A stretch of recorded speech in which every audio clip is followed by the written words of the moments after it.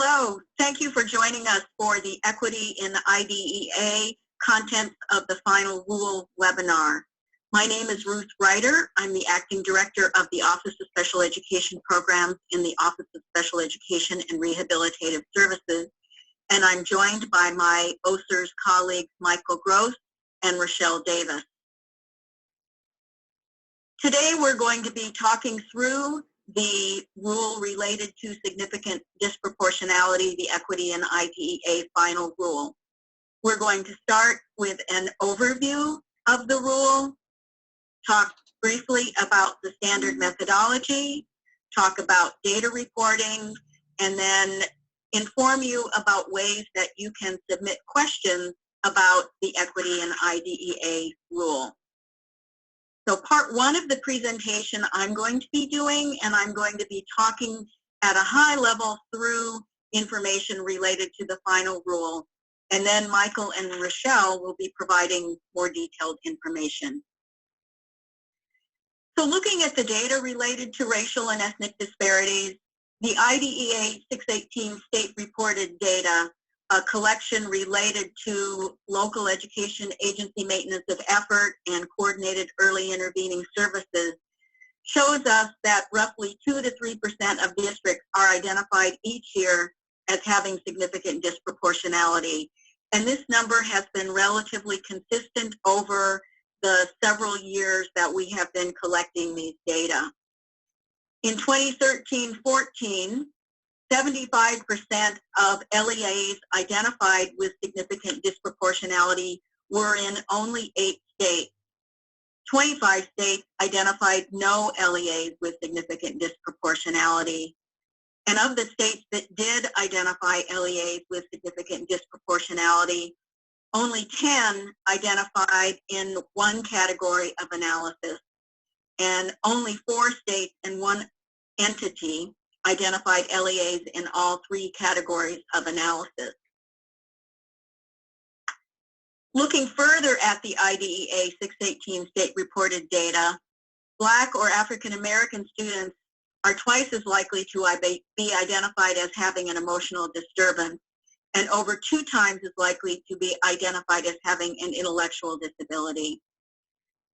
And Black and African American students are 1.4 times as likely to receive services in separate settings. So looking at these data, along with information gathered by the GAO report showed us that 2% of LEAs were identified with significant disproportionality in 2010-11, and that is consistent with the information, as I said, that we have over the last several years.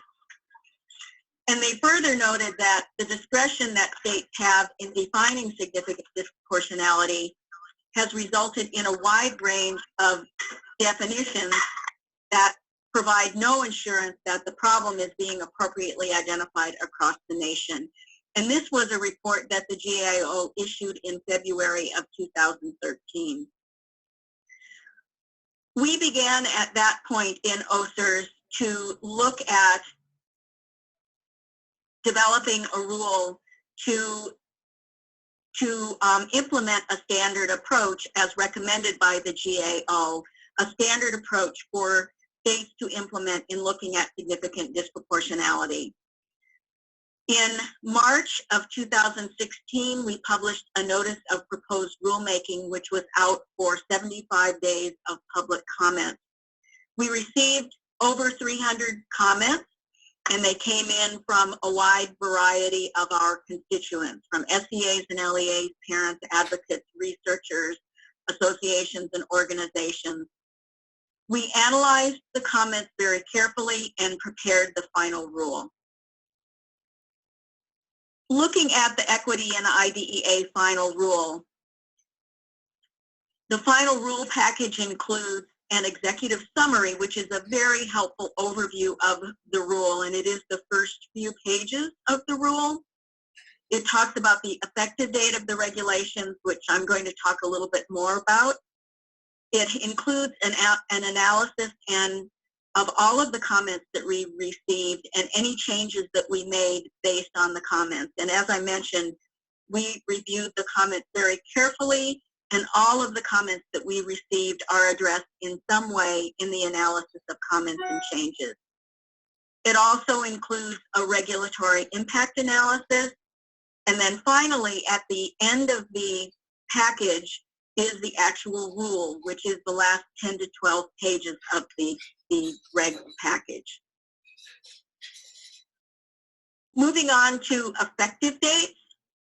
The final rule was effective 30 days from publication in the Federal Register. It was published in the Federal Register on December 19th, so the final rule became effective on January 18th.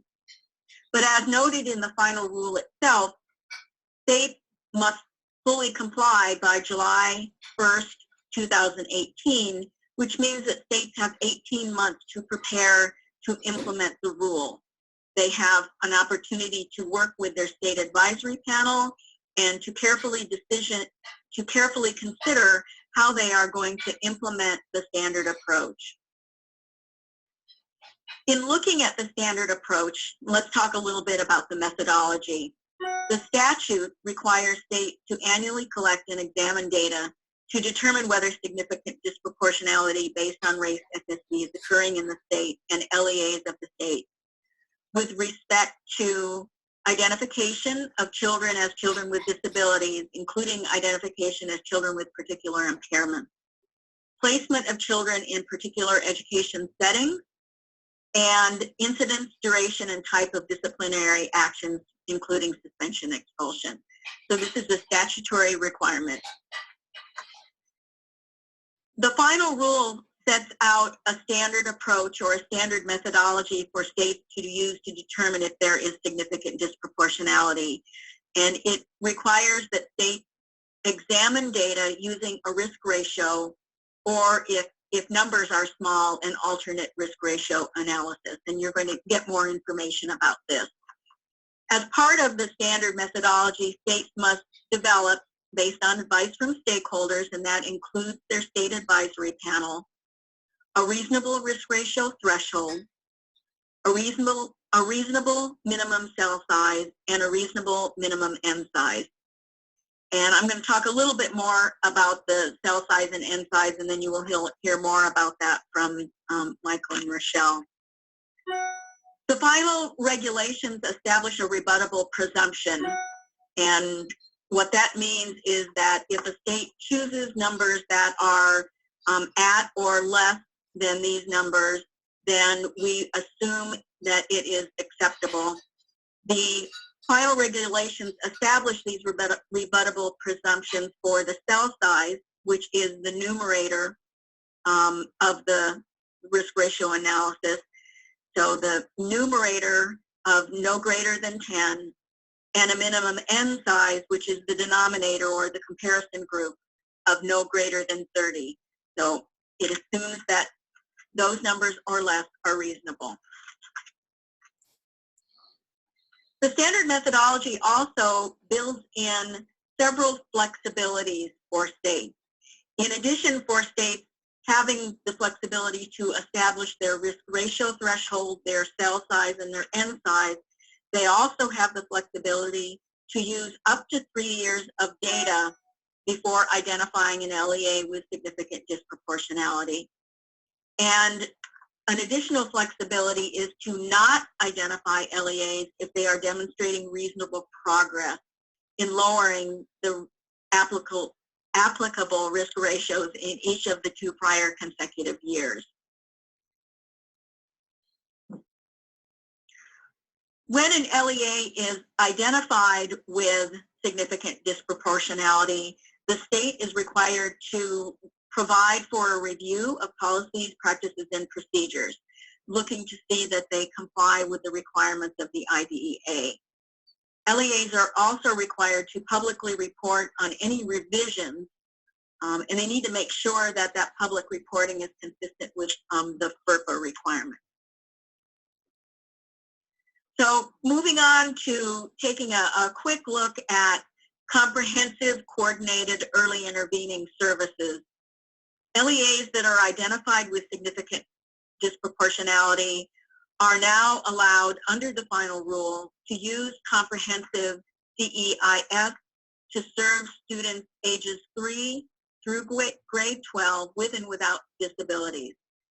The ability to use the comprehensive CEIS funds for preschool age children is new in the final rule, and the ability to use the funds for students with disabilities is also new in the final rule. And there are some important factors related to the ability to use the funds in those ways, and you'll hear more about that. They are also required to identify and address the factors that may contribute to the significant disproportionality. So that involves doing a root cause analysis and looking to determine why is there significant disproportionality in this analysis category. Implementation of this final rule, we are fortunate that we have some time to work with states and state advisory panels to implement this rule, and we will be providing support and technical assistance through guidance documents and also through working with states and working with state advisory panels. We'll also be working through our TA centers such as the IDEA Data Center to support the data analysis and implementation.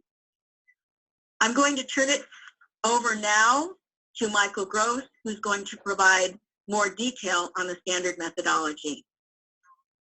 Ruth, thanks very much, and thank you everyone for joining us today.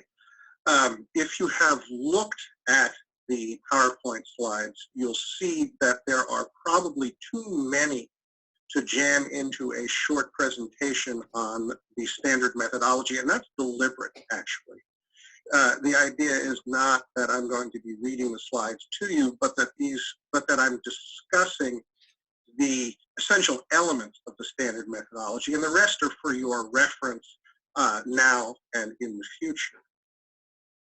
So to begin, on slide number 20, the standard methodology is built around the idea of risk, right? And in some ways that's an odd word, because risk is really just a proportion. It's an expression of the likelihood of something occurring, right? So if you have 40 Hispanic children in your LEA and who are identified as children with disabilities out of a total of 200 Hispanic children in the LEA, well then the likelihood of a Hispanic child being identified as a child with disability is 40 out of 200, or 1 in 5, or 20%.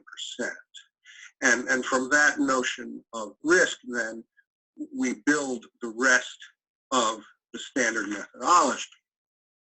So slide 21, the statistical methodology, the standard methodology that we're using is the risk ratio, right? And that is nothing more than a comparison of risks, a comparison of those proportions expressed as a decimal, like specifically a comparison between an outcome for a specific racial or ethnic group compared to or divided by the same outcome for all other children in the LEA compared to that outcome for a comparison group, as we call it. And what you get when you do this division, slide 20, you'll see on slide 22, right, is a decimal, and the decimal represents a simple multiple, right? A risk ratio of 2.0 means that it's twice as likely for a Hispanic student in the district to be identified as a child with a disability than all other children in the LEA.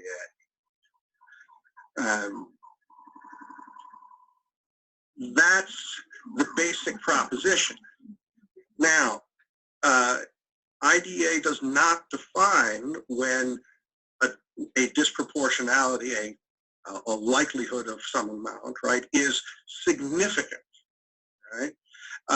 So the essential part of the standard methodology is that the states each set a threshold above which a risk ratio is significant or represents significant disproportionality.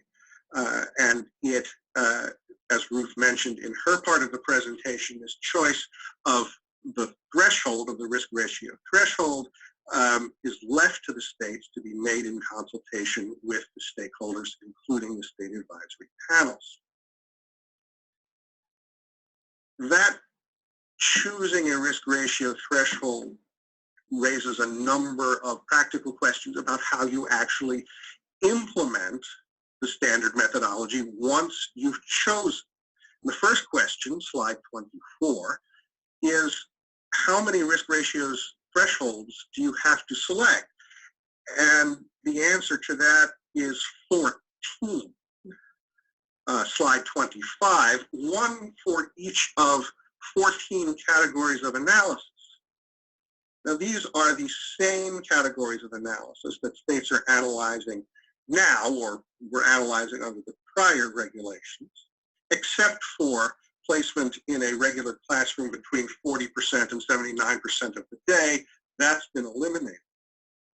On slide 25, you'll see all of the categories listed, as well as a citation to the section in the regulations where you'll find the same list. Those 14 categories of analysis are applied to 7 racial or ethnic groups. That's slide 26. Again, the same groups, the same number of groups that states are analyzing now.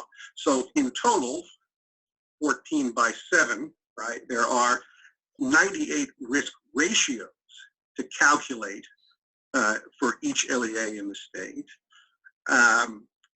Although that raises another practical question. Do we in fact have to calculate 98 risk ratios? And the answer to that is not necessarily.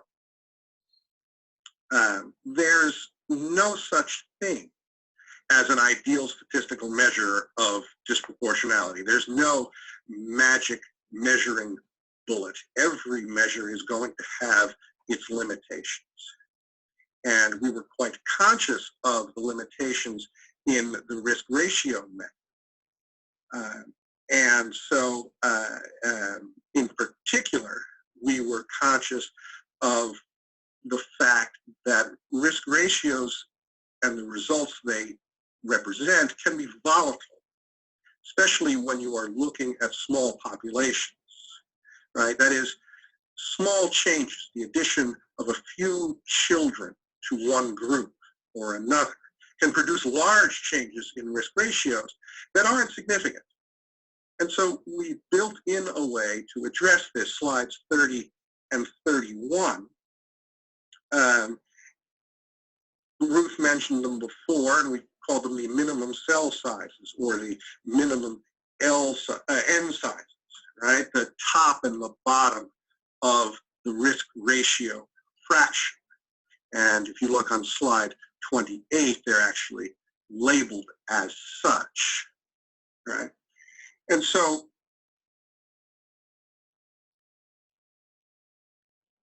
like the risk ratio threshold, states must choose a reasonable minimum cell size and a reasonable minimum N size. And if in a particular risk ratio analysis, the LEA doesn't meet one or both of those minimum sizes, you don't have to calculate the risk ratio. You don't have to do the significant disproportionality analysis for that category of analysis, whether it's for a particular racial group or for a particular category of analysis. Right? So if you have a small district, if you have a small population in a district, if your numbers are below the presumptive 10 and 30, for example, you don't have to do the risk ratio analysis. So you may not reach all numbers for all 98 possible categories of analysis. Some you may not need to do.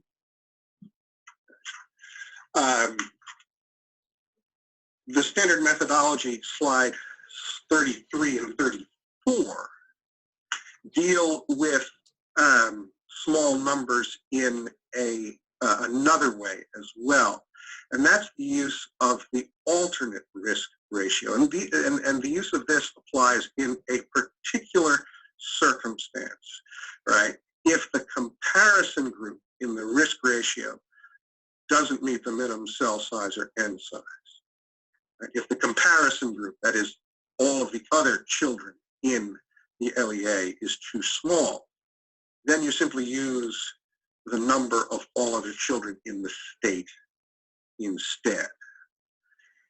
That's the second way the standard methodology deals with small populations and deals with the volatility that may result in the use of the risk ratio. And there's a third, slide 35. This is what Ruth called the first of two flexibilities.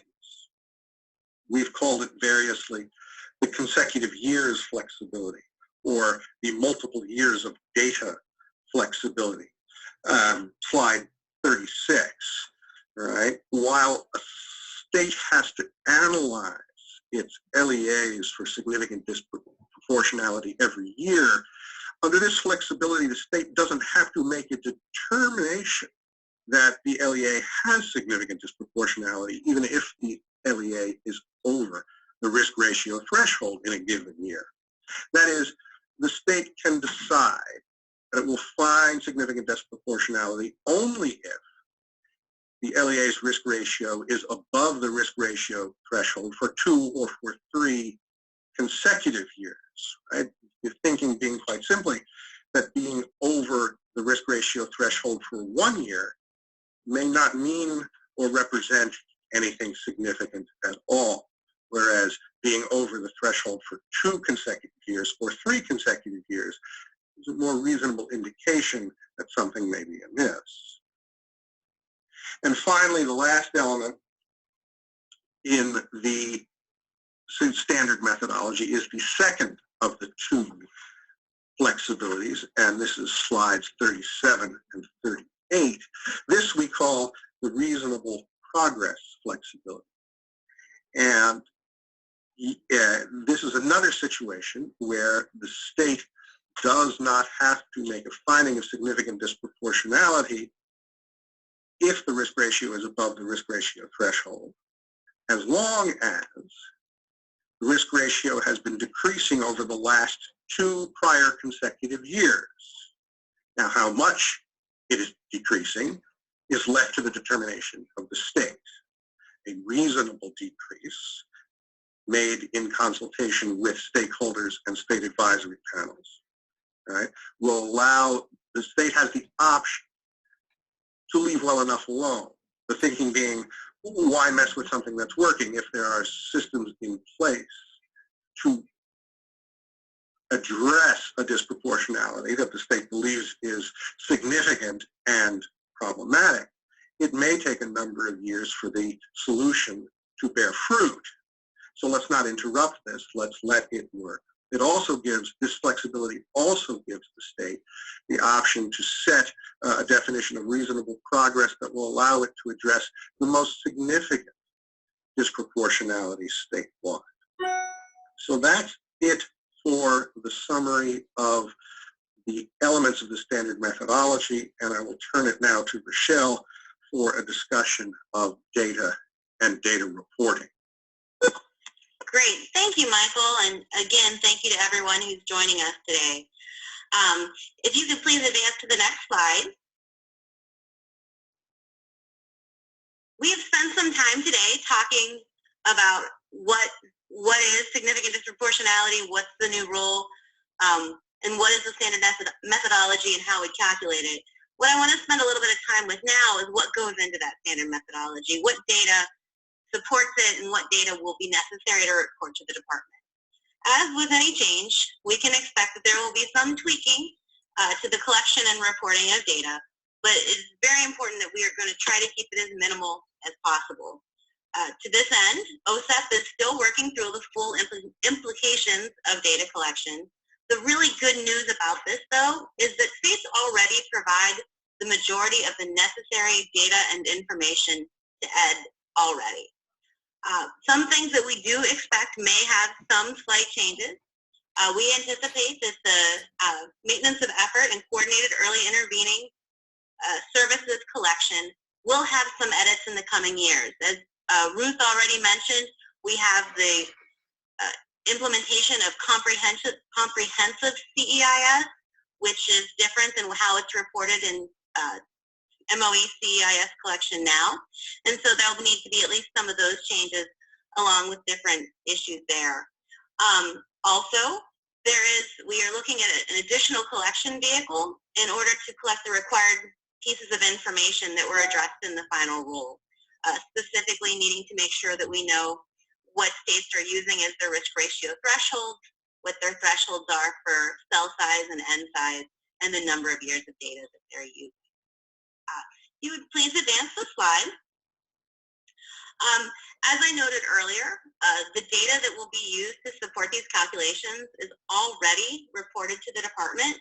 The files that are already reported and are used for these collections are the Children with Disabilities, the school age file, which is C002, the early childhood, this is for children 3 to 5, and that's 089.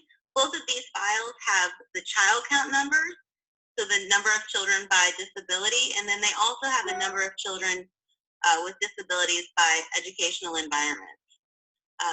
006, which is the suspensions and expulsions file, and then 143, which is the total disciplinary removals file. And then lastly, the membership file that is used for the Common Core of data. This is 052. All of these files will be used together and are already collected and will be used to determine risk ratios. So if you could please advance the slide, take a second and show you how it works. And so as we've already talked about risk numerators, risk denominators, cell size, and N sizes, for identification, and this is the identification both as a student with a disability and as a student with a specific type of disability, our risk numerator for this file would be 002 and the risk denominator would be 052. For educational environment, it would be 002 for the risk numerator and then 002 for the risk denominator. And then for suspensions and expulsions, the risk numerator will be 006, as we already mentioned, that's the suspensions and expulsions file. And then because that file is looking at students ages 3 through 21, you'll need to use both 002 and 089 to get the denominator. The same will happen for the total disciplinary removals. It is important to note, however, that OSEP will provide further clarification around the appropriate risk denominator for 3 to 5-year-olds in the coming months. If you would please advance the slide. Just wanted to give an example of how this would look as you are calculating it. And so as Michael has already presented what the calculation looks like, so if you were going to look for the number of children from a specific racial or ethnic group in a specific disability category, for the numerator, you would have 002, and then over that, you'd have the number of enrolled children from the racial or ethnic category in 052, and that would be divided by the dividend of the number of children from all other racial or ethnic groups, and then the number of enrolled children from all other racial or ethnic groups. And so 002 divided by 052. And so, again, you'd have to watch for your minimum cell sizes and minimum N size. So, if you could please advance the slide. One update that we have made right now, we have made a tweak to the SSS IDEA, or the State Supplemental Survey for IDEA User Guide. As many of you already know, we collect through that. We ask states to tell us what their methodology is for identifying significant disproportionality. The question was fairly vague, and so we wanted to make sure that we were getting more information around that so that we could work with states in order to provide technical assistance as we move forward. So that has been edited to state that states should identify their definition of significant disproportionality, and it provides the following requested pieces of information. Specifically, we would like to know what calculation method or methods are being used. For example, are you using the risk ratio, the weighted risk ratio, an E formula, or something different? Remember, the SSS IDEA is looking backwards at what happened in the past. So as this is a new rule, we would not expect that states obviously would have implemented it yet. So we're just wanting to know what states are actually doing. Additionally, we would want to know whether the states were utilizing any cell or N sizes, what risk numerators or risk denominators they were using. We also want to know the number of years of data that were used in their calculation. And then finally, we would like to know the threshold at which significant disproportionality is identified. And again, this is part of the SSS IDEA user guide. Many states are already providing this data, but for those that may not be providing all of it, this will give them a great framework for making sure that they hit all of those important pieces. If you could please move forward with the next slide. It wouldn't be a presentation for me and data if I didn't give a quick data quality plug. As I'm sure many of you already know, data quality is increasingly important, especially at the LEA level and the school level. As we're using more data for high-stakes decisions, such as significant disproportionality, that data quality becomes extremely important.